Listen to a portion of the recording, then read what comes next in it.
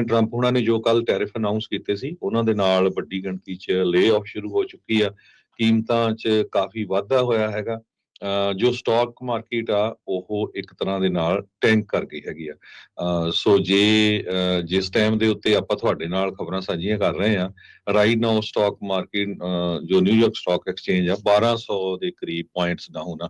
ਇੱਕ ਟਾਈਮ ਦੇ ਉੱਤੇ 1500 ਪੁਆਇੰਟਸ ਜਿਹੜਾ ਡਾਓ ਜੋਨ ਇੰਡਸਟਰੀਅਲ ਆ ਉਹ ਡਾਊਨ ਚਲਾ ਗਿਆ ਸੀਗਾ।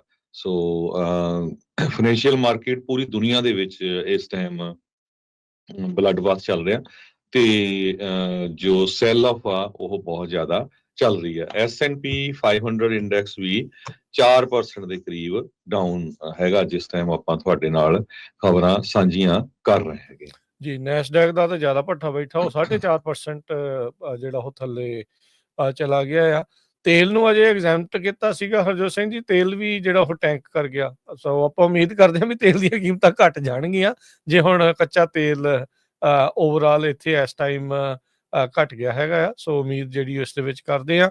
ਉਧਰ 10 ਈਅਰ ਟ੍ਰੈਜਰੀ ਬੌਂਡ ਆ ਉਹ ਵੀ ਕਹਿੰਦੇ ਵੀ ਟੰਬਲ ਕਰ ਗਿਆ। ਇਹ ਲੋਕਾਂ ਨੇ ਇਦਾਂ ਲੱਗ ਰਿਹਾ ਵੀ ਇਨਵੈਸਟਰਸ ਆ ਉਹਨਾਂ ਨੇ ਆਪਣੀ ਜਿਹੜੀ ਮਨੀ ਆ ਬਾਹਰ ਕਢਾਉਣ ਨੂੰ ਅਜੇ ਹਾਲ ਦੀ ਘੜੀ ਵੇਟ ਐਂਡ ਵਾਚ ਪਾਲਿਸੀ ਦੇ ਤਹਿਤ ਉਹ ਵੇਟ ਕਰ ਰਹੇ ਆ ਵੀ ਇਸ ਦੇ ਕਿੱਦਾਂ ਦੇ ਅਸਰ ਜਿਹੜੇ ਹੋਣਗੇ। ਸੋ ਉਹਦੇ ਹਿਸਾਬ ਦੇ ਨਾਲ ਫਿਰ ਆਪਣੀਆਂ ਇਨਵੈਸਟਮੈਂਟਸ ਆ ਉਹ ਮੁੜ ਦੁਬਾਰਾ ਇਸ ਪਾਸੇ ਵੱਲ ਨੂੰ ਜਿਹੜੇ ਉਹ ਕਰ ਸਕਦੇ ਹੈਗੇ ਆ। ਸੋ ਲੈਟਸ ਸੀ ਕੀ ਹੁੰਦਾ ਆ। ਅੱਜ ਟ੍ਰੈਜਰੀ ਸਕੱਤਰ ਸਕਾਟ ਬੈਸੈਂਟ ਉਹਨਾਂ ਨੇ ਬਾਕੀ ਸਾਰੇ ਮੁਲਕਾਂ ਨੂੰ ਚੇਤਾਵਨੀ ਦੇ ਦਿੱਤੀ ਆ। ਕਹਿੰਦੇ ਵੀ ਰਿਟੈਲੀਏਟ ਨਾ ਕਰਿਓ, ਜੇ ਰਿਟੈਲੀਏਟ ਕਰੋਗੇ ਤਾਂ ਤੁਹਾਡੇ ਇਸ ਦੀ ਐਸਕਲੇਸ਼ਨ ਹੋਊਗੀ ਤੇ ਐਸਕਲੇਸ਼ਨ ਤੁਹਾਡੇ ਸਾਰਿਆਂ ਦੇ ਲਈ ਮਾੜੀ ਆ। ਕਹਿੰਦੇ ਵੀ ਚੁੱਪਚਾਪ ਜੋ ਤੁਹਾਨੂੰ ਮਿਲਿਆ ਆ ਉਹ take it in, let's see how it goes, sit back, take it in, let's see how it goes, because if you retaliate there will be escalation. Mexico ਦੀ ਜਿਹੜੀ ਪ੍ਰੈਜ਼ੀਡੈਂਟ ਸ਼ੈਨਬਾਮ ਆ ਉਹਨੇ ਪਹਿਲਾਂ ਹੀ ਕਹਿਤਾ ਸੀਗਾ ਵੀ ਟਿਟ ਫਾਰ ਟੈਟ ਇਸ ਵਾਰ ਅਸੀਂ ਜਿਹੜੇ ਟੈਰਿਫਸ ਆ ਉਹ ਨਹੀਂ ਲਾਉਣੇ ਹੈਗੇ। ਸੋ ਕੱਲ ਰਾਸ਼ਟਰਪਤੀ ਟਰੰਪ ਨੇ ਤਕਰੀਬਨ 1 ਘੰਟਾ ਭਾਸ਼ਣ ਕਰਦੇ ਹੋਏ ਵੱਖ-ਵੱਖ ਉਹਨਾਂ ਮੁਲਕਾਂ ਦੇ ਬਾਰੇ ਜਿਹੜਾ ਉਹ ਦੱਸਿਆ ਵੀ ਕਿਸ ਤਰੀਕੇ ਨਾਲ ਕਹਿੰਦੇ ਵੀ ਅਮਰੀਕਾ ਦੇ ਉਤਪਾਦ ਨੂੰ ਉਹ ਪੂਰੀ ਤਰ੍ਹਾਂ ਲੁੱਟ ਰਹੇ ਨੇ, ਅਮਰੀਕਾ ਦਾ ਜਿਹੜਾ ਉਹ ਫਾਇਦਾ ਚੱਕ ਰਹੇ। ਕਹਿੰਦੇ ਮੈਂ ਉਹਨਾਂ ਦਾ ਕਸੂਰ ਨਹੀਂ ਮੰਨਦਾ, ਕਸੂਰ ਆ ਜਿਹੜੀਆਂ ਪੁਰਾਣੇ ਪ੍ਰਸ਼ਾਸਨਾਂ ਦਾ, ਉਹਨਾਂ ਲੀਡਰਸ ਦਾ ਜਿਨ੍ਹਾਂ ਨੇ ਇਹ ਜਿਹੜੀਆਂ ਡੀਲਸ ਇਹਨਾਂ ਦੇ ਨਾਲ ਕੀਤੀਆਂ ਤੇ ਉਹਨਾਂ ਨੂੰ ਫਾਇਦਾ ਜਿਹੜਾ ਉਹ ਚੱਕਣ ਦਿੱਤਾ। ਪਰ ਕਹਿੰਦਾ ਵੀ ਇਹ ਹੁਣ ਸਮਾਂ ਲੱਦ ਗਿਆ ਆ, ਇਹ ਸਮਾਂ ਹੁਣ ਖਤਮ ਹੋ ਗਿਆ ਆ।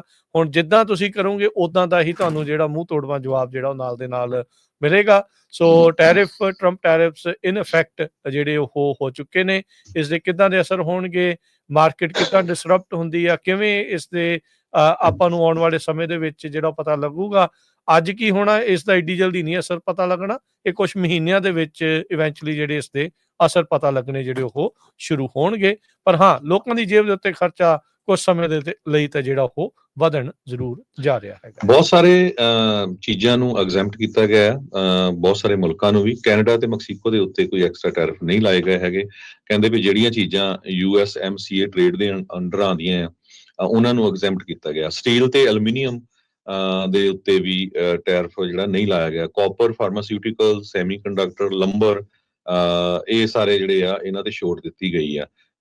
ਤੇ ਬੁਲੀਅਨ ਜਿਹਦੇ ਵਿੱਚ ਗੋਲਡ ਆ ਤੇ ਇਹਦੇ ਉੱਤੇ ਵੀ ਜਿਹੜਾ ਅਸਰ ਪੈ ਰਿਹਾ। એનર્ਜੀ ਵਿਗਵਨ ਜਿਹੜਾ ਸਾਊਦੀ ਆਇਲ ਆਉਂਦਾ ਹੈਗਾ ਉਹਦੇ ਉੱਤੇ ਕਿਸੇ ਤਰ੍ਹਾਂ ਦਾ ਜਿਹੜਾ ਟੈਰਿਫ ਨਹੀਂ ਲਾਇਆ ਗਿਆ। ਕੁਝ ਮਿਨਰਲਸ ਜੋ USA ਦੇ ਵਿੱਚ ਆਉਂਦੇ ਆ ਉਹਨਾਂ ਦੇ ਉੱਤੇ ਵੀ ਜਿਹੜਾ ਟੈਰਿਫ ਆ ਨਹੀਂ ਲਾਇਆ ਗਿਆ ਜੀ।